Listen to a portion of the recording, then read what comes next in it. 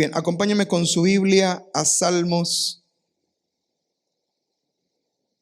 capítulo 16.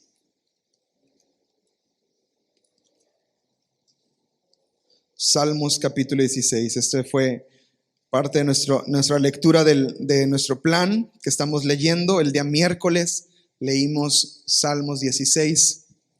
Y me gustaría que leyéramos el salmo completo y después dar la introducción a la palabra. Dice: guárdame, oh Dios, porque en ti he confiado.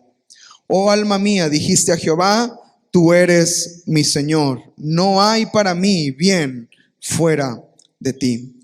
Para los santos que están en la tierra y para los íntegros es toda mi complacencia. Se multiplicarán los dolores de aquellos que sirven diligentes a otro Dios.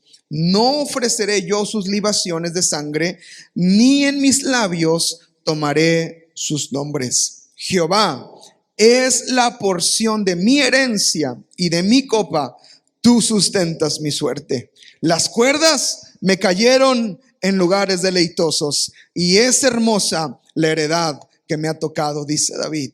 Bendeciré a Jehová, que me aconseja aún en las noches, me enseña mi conciencia. A Jehová he puesto siempre delante de mí, porque está a mi diestra, no seré conmovido. Se alegró por tanto mi corazón y se gozó mi alma. Mi carne también reposará confiadamente, porque no dejarás mi alma en el Seol, ni permitirás que tu santo vea corrupción. Me mostrarás la senda de la vida. Y termina diciendo David: en tu presencia hay plenitud de gozo, delicias a tu diestra para siempre. Amén y amén. Señor, háblanos a través de tu palabra. Enséñanos a través, Señor, de verso a verso, Señor, lo que tú quieres hablar a tu iglesia, Señor. Que esta palabra, Señor, se encarne en nosotros, se haga viva en nosotros, Señor, y podamos no solamente, Señor, escucharla, sino podamos entenderla, podamos aplicarla a nuestras vidas, Señor, y podamos caminar en ella. En el nombre de Cristo Jesús. Amén y amén. He titulado esta enseñanza: cómo ejercitando nuestra confianza en Dios. Salmos 16, ejercitando nuestra confianza en Dios. ¿Cuántos confían en el Señor? Aleluya. Pues vamos a tener que ejercitarnos en la confianza en el Señor. ¿Cuántos saben que es importante el ejercicio? Solamente lo sabemos, ¿verdad? Pero a lo mejor no lo aplicamos, pero lo sabemos. Bueno. Y sabemos que el ejercicio es importante porque el ejercicio te mantiene saludable. El ejercicio te mantiene, si hay a lo mejor algún problema, cuando tú estás ejercitándote, ¿verdad? Tú te mantienes fuerte. Si haces ejercicio de fuerza, tú te mantienes fuerte con ese ejercicio de fuerza. Si haces ejercicio de cardio, tú te mantienes con una salud cardiovascular bastante alta, ¿verdad? Porque estás cuidándote en esas áreas. Entonces, nuestra confianza en el Señor, hablando espiritualmente, también tiene que ser ejercitada. Amén, tenemos que ejercitarnos. Decimos que confiamos en el Señor, gloria a Dios por eso, pero tenemos que ejercitarnos continuamente en la vida del Espíritu, en la confianza en el Señor, para poder mantenernos fuertes en esa confianza en Él. Amén. David escribe este salmo. Algunos historiadores o algunos teólogos mencionan que lo escribe después de haber recibido por parte del profeta Natán la palabra de que su reino sería establecido para siempre. Lo leíamos en segundo libro de las Crónicas, capítulo 7. Si usted quiere leer un contexto, segundo libro de Samuel, capítulo 7. Segundo libro de Samuel, capítulo 7. Viene el profeta Natán porque David quiere construir una casa al Señor. ¿Se acuerdan? Lo leímos de hecho en el plan de lectura esta semana, ¿verdad? David quiere construir una casa al Señor y el profeta primero le dice: haz lo que esté en tu corazón porque Dios te va a respaldar. Y luego se va Natán a su casa y Dios le habla a Natán y le dice: dile a David que por qué me quiere construir una casa, ¿verdad? ¿Qué es lo que quiere hacer? Y el Señor empieza a hablarle a David, pero es interesante porque Dios ve la intención y el corazón de David. Si usted se da cuenta en esa porción de Samuel capítulo 7, las batallas habían parado, habían cesado. David había tenido una victoria tremenda. Y dice la Biblia en Samuel capítulo 7, verso 1, que David habitaba en casa de cedro. Eso significa que David vivía en una casa muy lujosa. David vivía en un lugar, en un palacio que él había levantado y que era un lugar impresionante. Pero David, estando en su casa, dice: ¿cómo puedo yo vivir en esta casonona y la presencia de Dios esté atrás de cortinas? Esté detrás de una cortina. Entonces entra una pasión porque él amaba la presencia de Dios y dice: quiero levantar una casa para el Señor. Entonces ya Dios le habla a Natán y le dice cómo van a levantar una casa, y luego Dios le dice que no a David, que él no va a levantar la casa, pero Dios le dice a David: pero yo pondré una casa firme sobre ti. ¿Se da cuenta? A veces venimos con una intención delante del Señor, pero el Señor siempre supera nuestras intenciones y nuestras expectativas. A veces queremos venir a darle lo mejor a Dios, pero el Señor siempre nos da lo mejor a nosotros, ¿verdad? Y David, aunque le quería dar esta casa, Dios ve el corazón de David, y es ahí en segundo libro de Samuel capítulo 7, por medio del profeta Natán, la palabra de Dios viene a David, donde dice que su reino sería establecido para siempre. ¿Qué significa eso? Que del linaje de David nació nuestro Salvador, nuestro Señor Jesucristo, el Rey de Reyes y Señor de Señores. Nuestro Mesías nació por medio del linaje de David. Entonces se cumplió una promesa de Dios sobre David, y la Escritura menciona que después de recibir esta promesa, David menciona este pasaje. Este pasaje se llama Mictam de David. ¿Alguna vez ha leído esta palabra Mictam de David en alguna otra parte? ¿Alguien se acuerda en dónde más viene eso? No se acuerdan, ¿verdad? Es muy temprano para hacer preguntas. Bueno, déjeme le predico mejor. En Salmo 50, más adelante, habla de otros Mictam de David. Y creo que sí, el 51 y 52. Hay varios Mictam más de David. Mictam tiene diferentes significados. No se ponen de acuerdo los teólogos realmente qué significa Mictam. Una de las interpretaciones que dan de la palabra Mictam es que es palabras que se escriben sobre piedra, o sea, son palabras ceremoniales, unas palabras que permanecen. Lo que se ponía sobre piedra en la cultura del pueblo de Dios era algo que permanecía. En sus Mictam dicen que probablemente son palabras que David plasmó en piedra, que no se mencionaron en voz alta, pero se plasmaron en piedra y quedaron ahí para la heredad. Otra palabra que significa Mictam, literal Mictam significa cubrir. Cubrir. Y una interpretación que le dan a ese cubrir es que David está pidiendo protección y cobertura sobre su vida, que Dios es el que cubra su vida. Y otra interpretación más es que significaba que era una oración que se oraba para adentro, que se cubrían los labios y oraban hacia adentro. No era una oración que se expresaba o se escuchaba fuertemente, sino que era una oración hacia adentro. Entonces vemos algunas interpretaciones diferentes de lo que es Mictam, pero lo que sí es interesante, amados, es que la palabra de Dios y este salmo quedó registrado aún para nuestros días y para que el Señor nos enseñara algo a través de él. Amén. Y bueno, vamos a ir verso por verso, y me gustaría que empezáramos en el versículo 1, donde dice David: guárdeme, oh Dios, porque en ti he confiado. Guárdame, oh Dios, porque en ti he confiado. David está expresando su confianza al Señor, pero también está expresando una necesidad al Señor, diciéndole: guárdame. ¿Qué le pide Dios? ¿Qué le pide David a Dios? Guárdame. Guárdame, Señor, porque en ti he confiado. Y podemos ver a David como un hombre que realmente confiaba en Dios. Ahora que hemos estado leyendo primer libro de Samuel y segundo libro de Samuel, vemos que David era un hombre impresionante en su confianza a Dios, ¿cierto?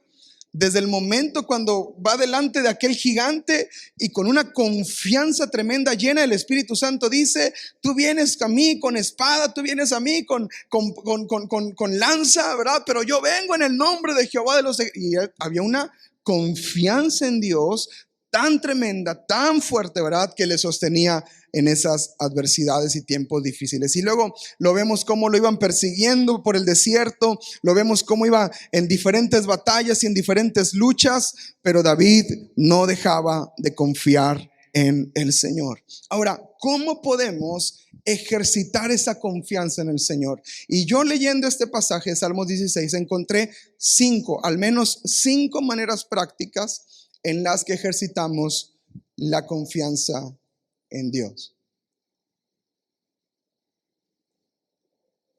5 maneras prácticas. Si está tomando nota, es bueno que apunte porque así no se le va a olvidar. 5 maneras prácticas en las que ejercitamos nuestra confianza en Dios. Y la primera es reconocer el señorío de Cristo.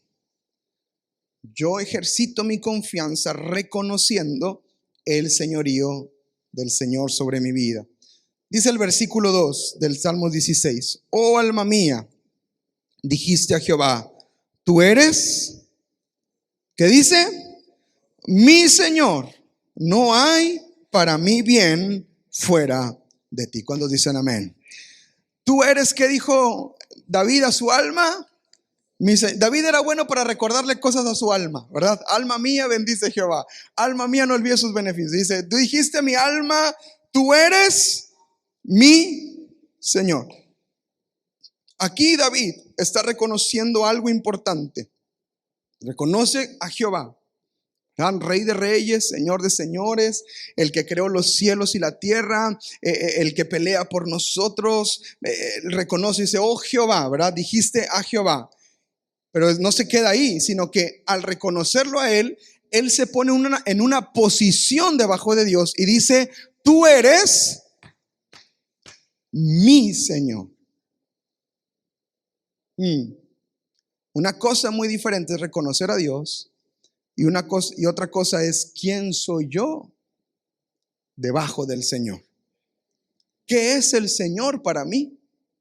¿Qué es Dios para mi vida? ¿Qué es Dios en mí?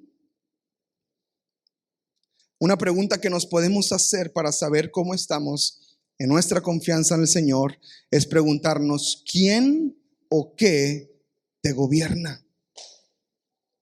¿Quién o qué te gobierna? ¿Bajo qué gobierno te encuentras? No, yo estoy bajo López Obrador. No, yo sé, pero ese es el del presidente. Pero yo digo de tu espíritu, de tu alma, de tu interior. ¿Quién te gobierna? Porque si somos gobernados por nuestros sentidos y por nuestra carne, entonces seremos guiados por eso. Si somos gobernados por emociones, ¿verdad? Si hoy me siento bien, pues canto. Si hoy me siento bien, pues leo. Si hoy me siento bien, pues adoro. Pero si no me siento bien, pues no. Entonces estoy siendo gobernado por emociones, por la carne. Pero ¿quién me gobierna? Es una buena pregunta para saber qué tanto estoy confiando en el Señor. ¿Está conmigo? ¿Quién te gobierna? Es una buena pregunta que nos podemos hacer. ¿Qué te está gobernando? ¿Qué es aquello a lo que respondes rápidamente? ¿Qué es aquello a lo que te mueve, te levanta? Algunos son gobernados por el afán.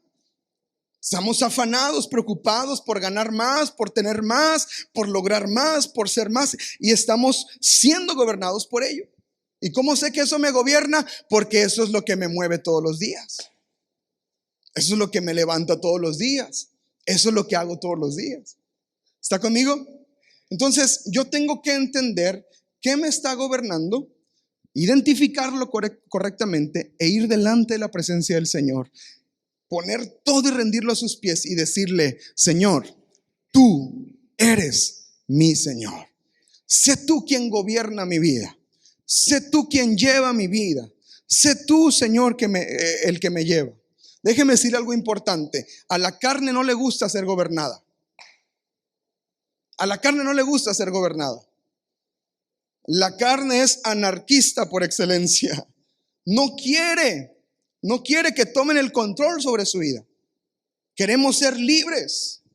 Es más, cuando leemos que el Señor nos hizo libres, hasta gusto nos da de que, ay, soy libre, ¿verdad? Y sentimos las ganas de hacer lo que queramos. Porque la carne no quiere ser gobernada, no quiere ser sometida. Entonces, vemos un principio espiritual. La carne es contra el espíritu.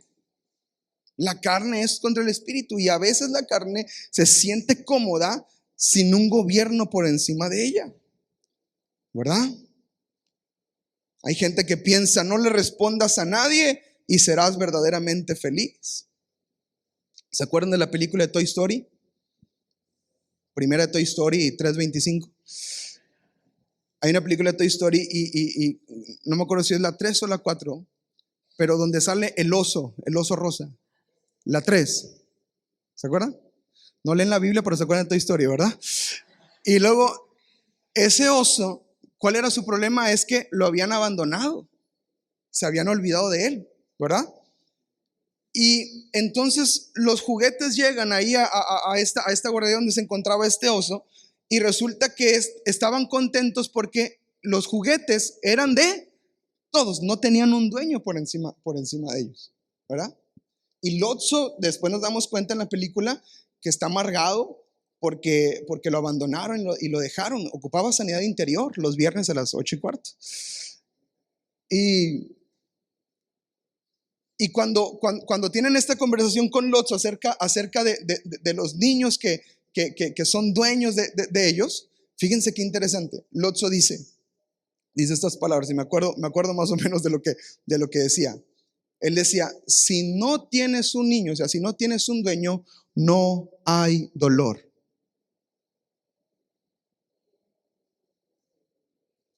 Y esa es la carne hablando. Si nadie está sobre ti, eres libre. Ese es el deseo de la carne. Pero Woody levantaba su botita y decía, pero yo sí tengo dueño. Y nosotros sí tenemos dueño. Nosotros sí tenemos Señor. Y iglesia, debemos entender el principio de vivir bajo el señorío de Cristo. Porque hay muchos cristianos que no viven bajo el señorío de Cristo. A lo mejor le cantan a Dios, a lo mejor vienen a la iglesia, a lo mejor saben idioma cristianés en lugar de inglés, ¿verdad? A lo mejor saben comportarse de cierta manera, pero no tienen a Cristo como su Señor. No gobierna sus vidas. Gobierna su emoción, gobierna su carne, gobierna su afán. No se someten al señorío de Cristo. Pero David dice algo interesante. Alma mía, dijiste al Señor, a Jehová, perdón, tú eres mi Señor. Es una declaración que debemos de hacer. Es una declaración que debemos de creer si queremos que nuestra confianza crezca en el Señor. Porque después de que David dice, tú eres mi Señor, él dice estas palabras, no hay para mí bien. ¿Lo está leyendo? No, es que está en negro la pantalla, perdón. Pero en su Biblia dice, no hay para mí bien fuera de ti. Nada, Señor. Nada que tenga o que logre. Si tú no estás, tiene sentido. No lo quiero, es más. No hay para mí bien fuera de ti. Entonces David está declarando el señorío de Dios sobre su vida. Él es su Señor y a causa de que Él es su Señor, todo lo que tiene, todo lo que obtiene, todo lo que logra es bueno y es de bien para Él. Amén. Entonces hay un entendimiento y hay una confianza que va en aumento porque Él es nuestro Señor. Iglesia, cuando Él es Señor de tu vida, todo lo que recibes de Él, todo lo que Él pone en tus manos, todo lo que trae sobre tu vida, no tiene comparación a lo que te pueda dar el mundo. Gloria a Dios y aleluya por esa palabra. Hay gente que paga millones de pesos para dormir bien. Y tú tienes la paz del Señor sobre tu vida, que pones la cabeza en la almohada y y te vas y nadie te agarra. Gloria a Dios por eso. Esa es la paz del Señor en nuestras vidas. Amados, no hay para nosotros bien fuera de Él. No hay bien para el hombre si no está el señorío de Dios sobre nuestras vidas. Escuche, si Él no es el Señor de nuestras vidas, cuidado con lo que ganamos, cuidado con lo que obtenemos, cuidado con lo que logramos. Si Él no es Señor de tu vida, cuidado con lo que tienes, cuidado con lo que logras, cuidado con lo que alcanzas. Porque muchas veces, amados, lo hacemos en fuerza propia y dejamos al Señor a un lado. Pero Él es Señor de nuestras vidas. Amén. Entonces, ¿cómo ejercito la confianza? Yo cada día tengo que reconocer que Él es el Señor de mi vida. Amén. Que Él es el que gobierna mi vida, que Él es el que dirige mi vida. Romanos capítulo 10, versículo 9 nos enseña de manera práctica cómo creemos en el señorío. Dice que si confesares, ¿con qué? Con tu boca, ¿qué vas a confesar? Que Jesús es el Señor. Y no solamente, sino que también creyeres ¿en dónde? En tu corazón que Dios le levantó de los muertos. ¿Qué va a pasar? Serás salvo. Entonces, la confesión del señorío de Cristo es con mi boca y creyéndolo en el corazón. ¿Está conmigo? Entonces, yo declaro con mi boca que Él es el Señor de mi vida. Oye, ¿por qué tú no haces eso? ¿Por qué tú no participas de esas cosas? Y muchos decimos, no, pues porque soy cristiano. No, pues porque me enseñaron que no lo haga. No, pues porque me dijeron que no. ¿Sabe cuál es la mejor respuesta que puede dar ante una manera diferente de vivir? Usted dice, porque Jesús es mi Señor. Porque Él es mi Señor. Porque Él gobierna sobre mi vida. Yo no me gobierno a mí mismo. Cristo gobierna sobre mí. Oye, pero ¿por qué tú no te enojas? ¿Por qué tú te hacen tantas cosas y tú respondes siempre amablemente y estás ahí ayudando y sirviendo? Porque Cristo es mi Señor. Porque no me gobierna la venganza, no me gobierna el enojo, no me gobierna la carne, a mí me gobierna el Señor. Amén. Y en cuanto a nuestra confianza en el Señor, dice, creyeres en tu corazón que Dios le levantó entre los muertos, creyeres en tu corazón que Él es el Señor. Amados, esa es la confianza que permanece, que Él es el Señor de mi vida. Amén. Entonces, cuando sucede algo, yo puedo declarar como dijo David, no hay para mí bien fuera de ti, Señor. Si está pasando esto, tú eres el Señor. Oye, pero es que mira los problemas que se vinieron y tú estabas también. Él es el Señor. Él es mi Señor. Él reina sobre mí, Él gobierna sobre mi vida. No me gobierno a mí mismo, Él gobierna sobre mí. ¿Sabes qué pasa? Tu confianza es fortalecida y levantada. Segunda carta a los Corintios, capítulo 4, versículo 5. Dice el apóstol Pablo, porque no nos predicamos a nosotros mismos. No hablamos de nosotros mismos, sino que hablamos de Jesucristo como Señor, y a nosotros como sus siervos por amor de Jesús. Entonces, ¿cuál es el estilo de vida que voy a llevar? Que Él siga siendo el Señor y yo sea su siervo. Amén. Este es el fundamento y es la base de toda confianza. Jesús es mi Señor. Amén.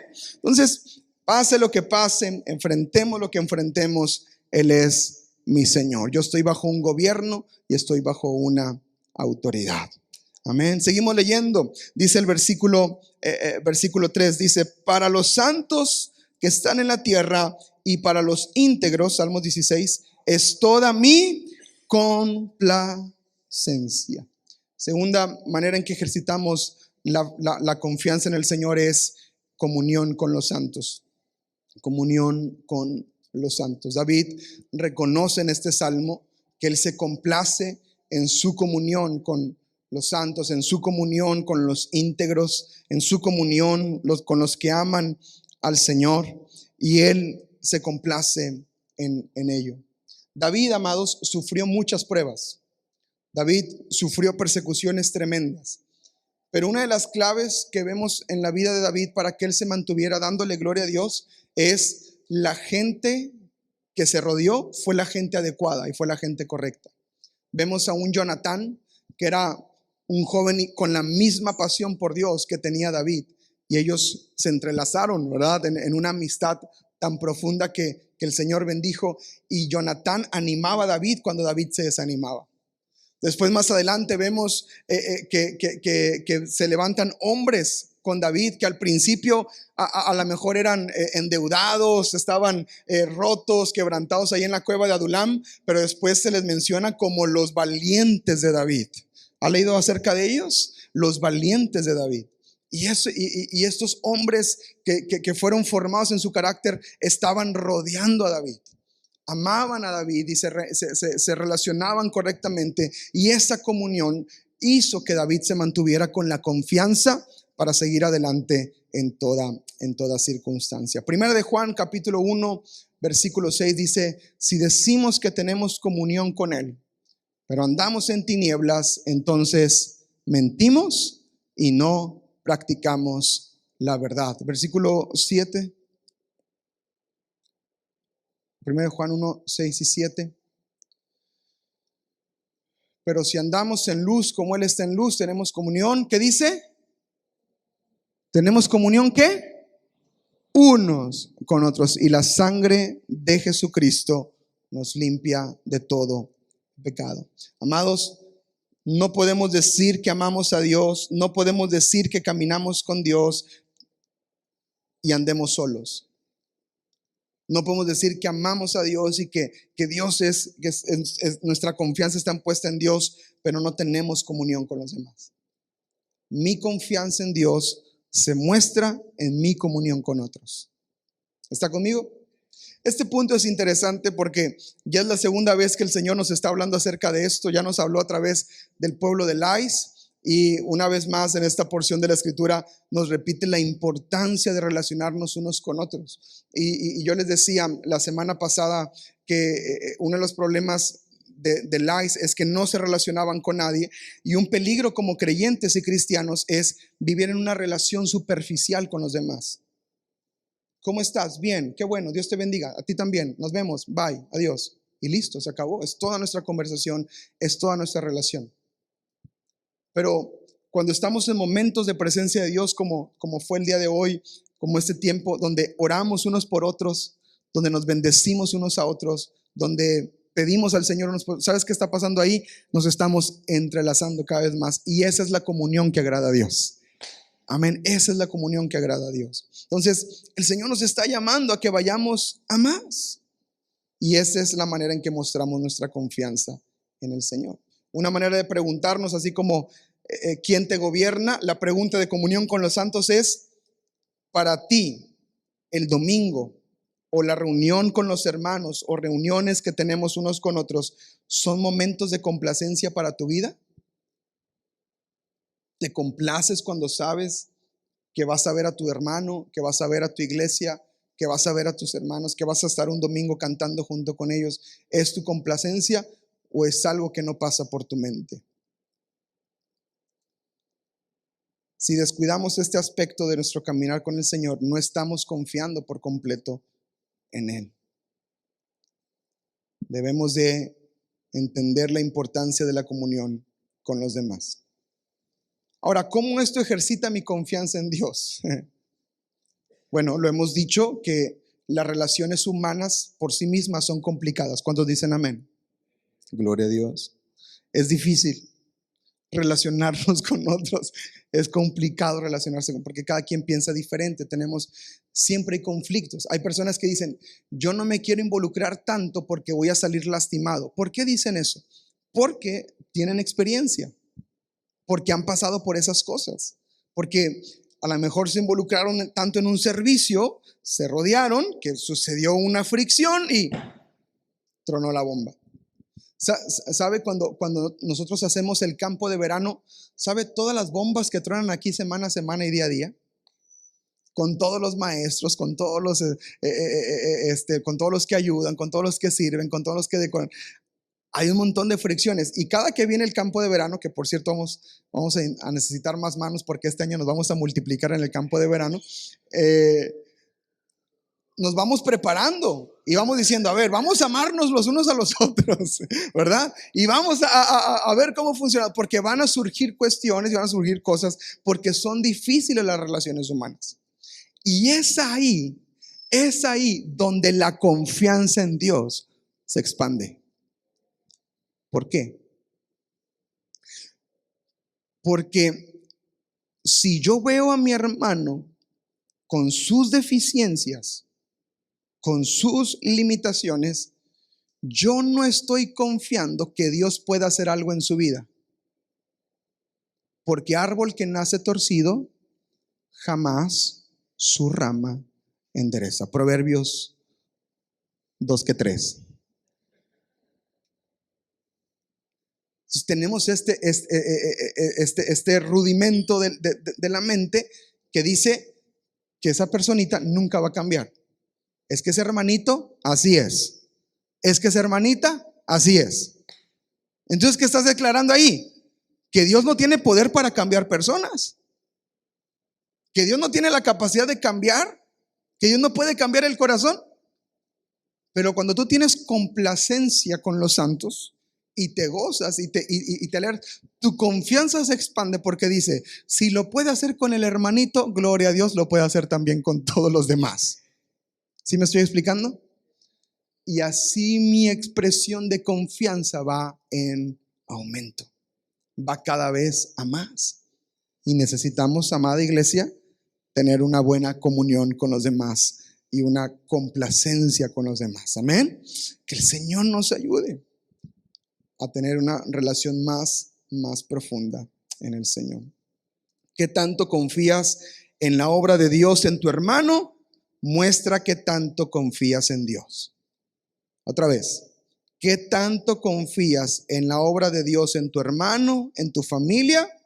Muestra qué tanto confías en Dios.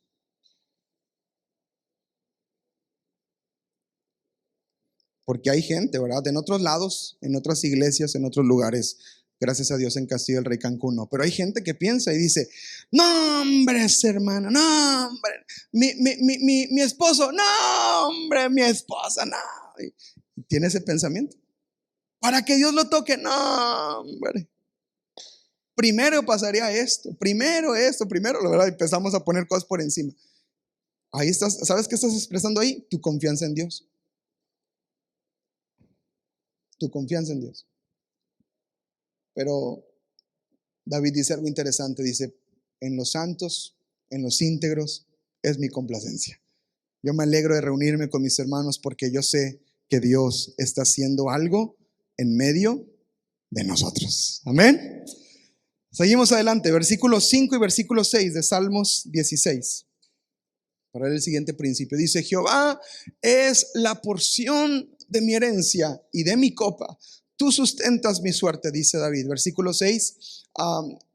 Las cuerdas me cayeron en lugares deleitosos y es hermosa la heredad que me ha tocado. Tercer manera en que yo ejercito mi confianza en Dios es reconocer la soberanía de Dios. Reconocer la soberanía de Dios.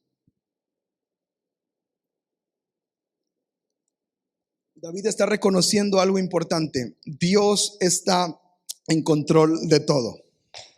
Dios controla todas las cosas. Nada se escapa de su control. Y cuando yo tengo ese entendimiento de que Dios es soberano, hace lo que Él quiere y Él está en control, entonces yo puedo confiar y descansar que pase lo que pase, Dios lo está permitiendo. Amén. Y en esta porción de la palabra, David menciona esos puntos interesantes donde dice donde habla de su heredad, ¿cierto? Donde menciona lo que Dios le dio y trajo a su vida. Dice, Jehová es la porción de mi herencia y de mi copa. Y dice, tú sustentas, ¿qué dice? Mi suerte. Ahora, el pueblo de Israel, cuando fueron designados los territorios, Dice la escritura que echaron suertes para ver qué territorio le iba a tocar a cada uno de los, a cada uno de los de las tribus. Okay, eso está en Josué. De hecho, lo tengo apuntado, Josué 18, versículo 10. ¿Lo tiene ahí? Dice, y Josué les echó suertes de delante de Jehová en Silo, y allí repartió Josué la tierra a los hijos de Israel por sus porciones. Entonces, la manera en que ellos lo hacían era por medio de suertes. Ahora, Proverbios capítulo 19 dice algo, 16, perdón, 33 dice algo interesante. Dice, la suerte se echa en el regazo, mas de Jehová es la decisión de ella. Ahora, aclaración importante. ¿Qué significa esto? Uy, el pastor ya nos dejó que echáramos suerte, ¿verdad? No, ¿verdad? Oh, no, pues ya vamos a apostarle a la América para nada, luego la América, ¿verdad? Luego vas a salir perdiendo, ¿verdad?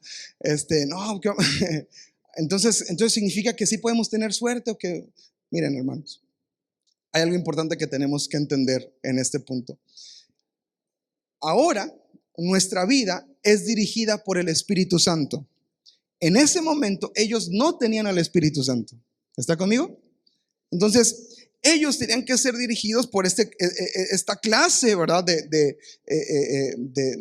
actividad para poder exponer de una manera su confianza en el Señor, porque no tenían la dirección completa. Ahora, gloria a Dios, tenemos la revelación completa porque el Espíritu Santo fue enviado. Por eso Jesús dijo, les conviene que yo me vaya porque vendrá el Espíritu Santo. Él les revelará todas las cosas, los guiará a toda la verdad. Entonces ya no es necesario echar las suertes, ya no es necesario decir, será, y a ver, donde abra la Biblia, ahí me va a hablar Dios, ay, la abrí aquí, ¿verdad? No, ya ahora el Espíritu Santo te va guiando, Él te va llevando. No significa que ahora vas a agarrar a echarte un volado para ver si Dios quiere que lo hagas o no lo hagas. Si cae águila, le entro a la chamba, si no, me voy para mi casa. Pues no, ¿verdad?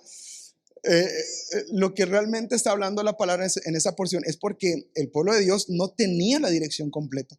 Ahora damos gracias a Dios por el Espíritu Santo. Ahora, esta porción específica de Salmos capítulo 16, donde David habla acerca de que él sustenta su suerte, David está declarando estas palabras.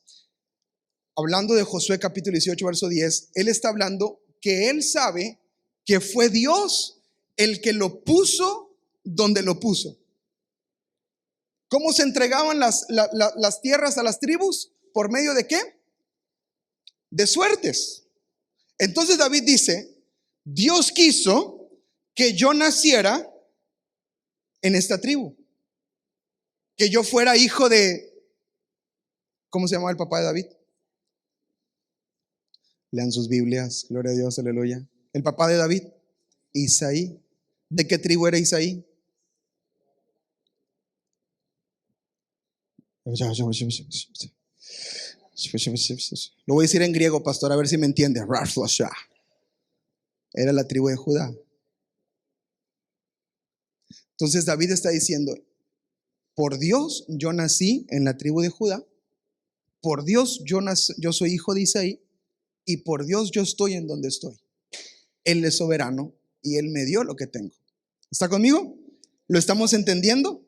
Ahora, toma un sentido mayor cuando David dice, tú sustentas mi suerte. Las cuerdas, esa era como se repartía el territorio, que dice, me cayeron en lugares. Me encantó donde me tocó vivir. Vivo en Cancún, aleluya, gloria a Dios. Aunque nunca vamos a la playa, pero me cayeron en lugares deleitosos. Es hermosa la heredad que me ha tocado. David está reconociendo que fue gracias a Dios que nació israelita, porque Dios así lo decidió. Si nació en la tribu de Judá, es que Dios así lo decidió. Si era hijo de Benjamín, es que Dios así lo decidió. Entonces está profetizando también, hermosa la heredad que me ha tocado, porque de su heredad viene Jesús nuestro Señor, el Mesías, ¿verdad? Y él está declarando, es hermosa la heredad que me ha tocado, es hermosa la herencia que yo tengo. Ahora, fíjese algo importante. Ser de la tribu de Judá, ser hijo de Benjamín, fue lo que lo metió en problemas con Saúl. Porque viene Samuel y le dice a Saúl: el Señor, Saúl, ha quitado tu reino y se lo ha dado a uno de los hijos de la tribu de Judá.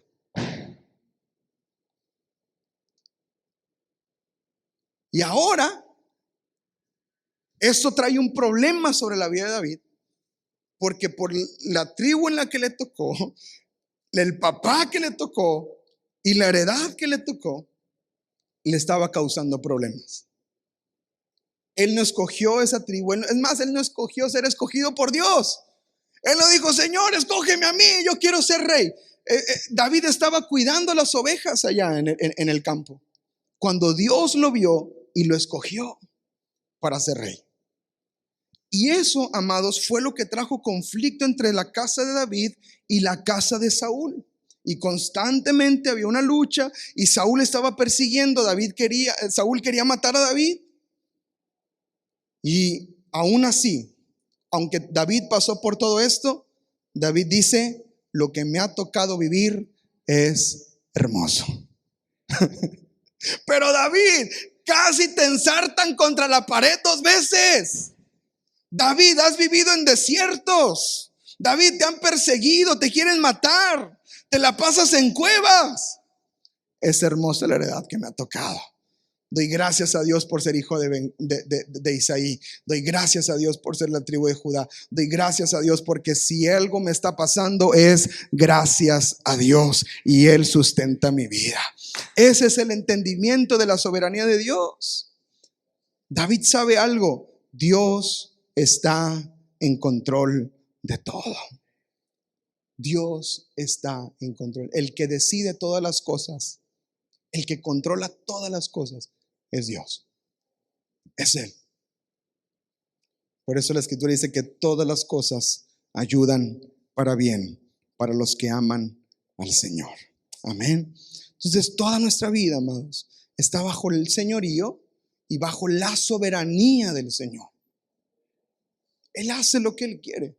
Y yo ejercito mi confianza cuando reconozco esa soberanía de Dios sobre mi vida. Muchas veces como creyentes, amados, queremos que Dios responda como nosotros queremos, que Dios haga lo que nosotros queremos, que Dios nos dé lo que nosotros queremos, y se volvió un cristianismo de esa manera, tristemente. Muchos cristianos viven así. Y cuando Dios no le da lo que le pidieron, y lo que ayunaron, y lo que doblaron rodilla y le pidieron, Dios no se los da, se frustran. ¿Y por qué Dios no me lo dio si yo tanto se lo pedí? Hasta lloré. Pues ¿y qué tiene? Porque la soberanía de Dios, al final de cuentas, es la que gobierna y dirige las vidas. Amén. Entonces, ahora, ¿significa que vamos a vivir amargados y vamos a vivir enojados y frustrados? No, jamás. Porque la palabra de Dios nos enseña que Dios no busca un mal para sus hijos. Porque el bien y la benevolencia son del Señor, vienen del Señor. Dice la Escritura que Él da conforme a sus riquezas de gloria. Entonces, lo que nos da en su soberanía, pues es lo que necesitamos, amados. Es lo que necesitamos. Entonces, lo que yo tengo que hacer es alinearme a eso y decir: Señor, tú responde conforme a tu voluntad. Tú eres soberano sobre mi vida. ¿Y sabes qué estás haciendo? Tu confianza se está estirando de una manera hermosa e impresionante. Así ejercitamos la confianza en el Señor. Amén. Entonces, Dios está en control de todo. Es más, ¿a quién le da tranquilidad saber que Dios está en control de todo? Uno descansa cuando sabe eso. Gracias, Señor, porque esto pareciera un caos, pero cuando está en tus manos, Señor, yo solamente descanso. Amén.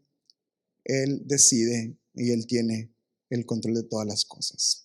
Ahora, seguimos adelante, versículo 7 y versículo 8 dice: bendeciré a Jehová, que me aconseja, aún en las noches me enseña mi conciencia. A Jehová he puesto siempre delante de mí, porque está a mi derecha, no seré conmovido. Entonces, aquí en la siguiente porción encontramos otro principio más para ejercitar la confianza en Dios, y es poner atención al consejo de Dios. Poner atención al consejo de Dios.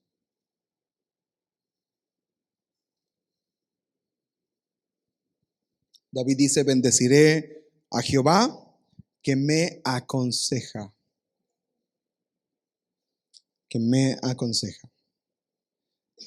Dice la palabra que cuando el Señor viene, cuando viene la promesa del Mesías, dice que será su nombre llamado admirable, consejero, Dios fuerte, Padre eterno, príncipe. Y dentro de las características de nuestro Señor es consejero. Él es el que nos aconseja. Él es el que nos aconseja. Y yo crezco en mi confianza en Dios conforme yo voy entendiendo el consejo de Dios sobre mi vida. Ahora, déjeme decirle algo importante. La palabra de Dios tiene un efecto de progreso sobre nosotros. O sea, hay un efecto que va progresando. Recibir la palabra de Dios tiene un efecto progresivo en nosotros. Y la manera de entenderlo es saber primero que Dios siempre está hablando. Dios siempre está hablando. Dios siempre está enseñando. Dios siempre está trayendo algo. No hay día, amados, de verdad se lo puedo asegurar. Y ahorita que estamos con plan de lectura de domingo a domingo, no hay día en el que Dios deje de hablar. ¿Cuántos dicen amén? No hay un solo día en el que abra la Biblia y digas: híjole, hoy como que no sé, como que no, hoy no recibí nada. No existe. Porque si estás en esa condición, lo vuelves a leer y te quebranta el Espíritu Santo y algo te habla el Señor. Entonces no existe día en el que Dios deje de hablar. ¿Está conmigo? Entonces Dios está hablando constantemente. Entonces ese es el primer paso para entender este efecto progresivo de la palabra de Dios sobre de mi vida. Entonces, primero, el primer punto es que es el consejo. Dios nos aconseja, Dios habla, trae el consejo sobre nuestras vidas, nos muestra lo que tenemos que hacer, nos muestra lo que tenemos que corregir, nos orienta hacia dónde tenemos que ir y recibimos el consejo. Usted se sienta acá el domingo y juntos entramos en la palabra de Dios y juntos recibimos el consejo de Dios sobre nosotros. Todos estamos, al venir el domingo a la casa de Dios, todos estamos expuestos al consejo de Dios. ¿Está conmigo? Usted va a un grupo en casa, usted está expuesto al consejo de Dios. Usted se sienta en su casa, abre el plan de lectura y lee el capítulo que le toca leer, está expuesto al consejo de Dios. Dios está constantemente aconsejando. Pero el siguiente paso, David dice: enseña. Si leemos ahí Salmos 16, versículos 7 y 8, bendeciré a Jehová que me aconseja, aún en las noches me enseña mi conciencia. Entonces, yo recibo consejo, pero no solamente eso, sino que ahora recibo enseñanza. Después del consejo viene la enseñanza, y la enseñanza es la que cambia. La enseñanza es la que transforma. La enseñanza es el principio que viene sobre mi vida, que yo no tenía, que yo no entendía, que yo no aplicaba, que yo no vivía. Por lo tanto, cuando yo recibo esa enseñanza, ese principio me cambia y me transforma. ¿Ok? Entonces, enseña. Ahora lo sé. No sabía, ahora lo sé. Ya me enseñó el Señor. No lo tenía, ahora lo tengo. Somos amonestados por medio de la enseñanza. Somos corregidos por medio de la enseñanza. Entonces, recibo el consejo, tomo el consejo y se vuelve una enseñanza para mi vida. Esa enseñanza me cambia y me lleva al último punto, que es poner al Señor delante. Poner al Señor delante. Al Señor he puesto delante de mí, dice David. Entonces Él me aconseja, yo recibo la enseñanza que me cambia y entonces pongo a Dios por delante. La palabra de Dios me lleva a una acción. La palabra de Dios me lleva a una acción. Y la acción principal es que Dios esté delante de mí. Él es lo más importante, Él es lo que quiero, Él es el primer lugar. Tengo presente al Señor porque aprendí de Él. Amén. Entonces, Así es la manera en que nosotros nos acercamos a la palabra de Dios. Ahora, muchos nos quedamos a lo mejor en el consejo. Leemos, nos gustó, compartimos lo que nos gustó y listo. Pero si profundizamos en el consejo, entonces seremos enseñados. Y si somos enseñados, seremos cambiados y pondremos al Señor delante de nosotros. Amén. Entonces David dice ahí en este salmo: al Señor he puesto delante de mí, siempre he puesto delante de mí. Y luego declara: no seré conmovido. Amén. Proverbios capítulo 19, verso 21 habla acerca del consejo de Dios. Y dice la escritura: muchos pensamientos hay en el corazón del hombre, pero el consejo de Jehová permanecerá. ¿Cuántos dicen amén? Yo puedo tener ideas, yo puedo tener pensamientos, pero al final de cuentas es el consejo de Dios el que va a permanecer. Salmos capítulo 32, versículo 8 dice: te haré entender, dice el Señor, y te enseñaré el camino que debes andar, sobre ti fijaré mis ojos. Alguien le da gracias al Señor por su palabra. Gracias, Señor. Gracias, Señor, porque Él es el que nos aconseja, Él es el que nos dirige, Él es el que nos lleva. Amén. Entonces tenemos que ir aprendiendo. Entonces, ¿qué tanto confío en Dios? Es completamente relativo a qué tanto atiendo su consejo sobre mi vida. ¿Qué tanto confío en Dios? Es completamente relativo a qué tanto aplico su palabra a mi vida. ¿Por qué? Porque según Proverbios 19, 21 dice que muchos pensamientos hay en el corazón del hombre. Entonces, yo puedo decir que confío en Dios. En ti confiaré, en tu palabra, ¿verdad? Y confiamos en Él. Pero si su palabra no es viva para mí, involuntariamente, tal vez no abiertamente, tal vez muy dentro de mí estoy diciendo: Señor, es que no puedo confiar en lo que dices, no puedo confiar en tu palabra, confío más en mi plan, confío más en mi idea, yo creo que mi idea va a funcionar mejor. Y ese es el peligro de descuidar la confianza en el Señor y no ejercitarnos en Él. Necesitamos el consejo de Dios. Amén. ¿Qué tanto confiamos en Dios? Está completamente relativo a qué tanto atendemos su consejo en mi vida. ¿Cómo podemos decir que confiamos en Dios, pero no confiamos en su palabra? ¿Cómo puedo decir que confío en Dios, pero no dejo que su palabra tenga un efecto de enseñanza sobre mi vida? Que el Señor nos ayude a seguir creciendo en la confianza. Amén. Y por último, número 5, yo ejercito mi confianza en Dios al mantener una esperanza. Al mantener una esperanza. En estos últimos versículos del capítulo 16 de Salmos, David declara estas palabras: se alegró por tanto mi corazón y se gozó mi alma. Mi carne también reposará confiadamente. ¿Por qué? Y aquí está su esperanza: porque no dejarás mi alma en el Seol, no permitirás que tu santo vea corrupción, y me mostrarás la senda de la vida. David hace estas 3 declaraciones de confianza. David declara abiertamente su confianza en el Señor, y la primera declaración de confianza es: no dejarás mi alma en el Seol.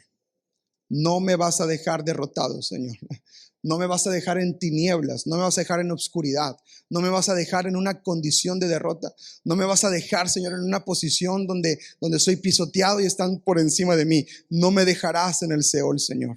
No estaré más bajo tinieblas, porque cuando yo voy a la luz, Señor, ahí se exponen todas las cosas, Señor, y ahí tú me levantas y me restauras y me sacas. Esa es una expresión de confianza, Dios.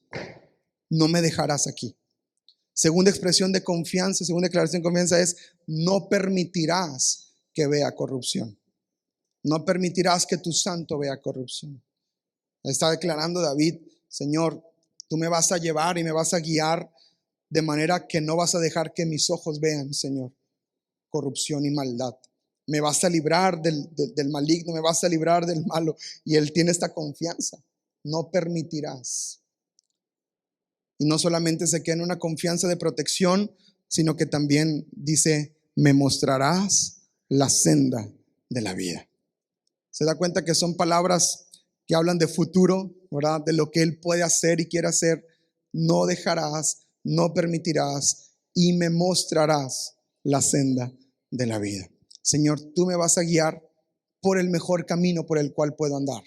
Tú me vas a guiar por el mejor lugar por el cual puedo estar. Y David nos enseña estas declaraciones de esperanza que nos hablan de una confianza inamovible en el Señor.